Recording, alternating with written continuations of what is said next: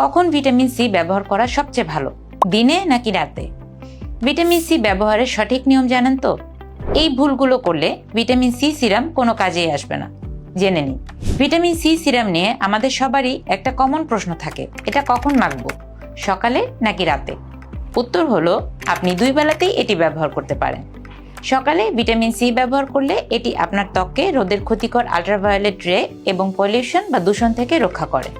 আর রাতে ব্যবহার করলে এটি ঘুমের মধ্যে আপনার স্কিন রিপেয়ার করে, পিগমেন্টেশন বা দাগ ছোপ কমায় এবং গ্লো ফিরিয়ে আনে। অর্থাৎ সেরা ফলাফলের জন্য সকাল এবং রাত উভয় সময়ই এটি ব্যবহার করা উচিত। কিন্তু সঠিক নিয়ম না জানলে কিন্তু ফলাফল পাবেন না। ব্যবহারের সঠিক নিয়ম হলো, প্রথমে ফেস ওয়াশ দিয়ে মুখ ধুয়ে নিন, এরপর টোনার লাগান। ত্বক যখন হালকা ভেজা বা ড্যাম্প থাকবে তখন 2 থেকে 3 ফোঁটা সিরাম নিয়ে আলতো করে প্যাট করে চেপে চেপে ত্বকে মিশিয়ে নিন। খবরদার, একদমই জোরে ঘষবেন না বা মাসাজ করবেন না। এরপর অবশ্যই একটা ভালো ময়শ্চারাইজার দিয়ে লক করুন।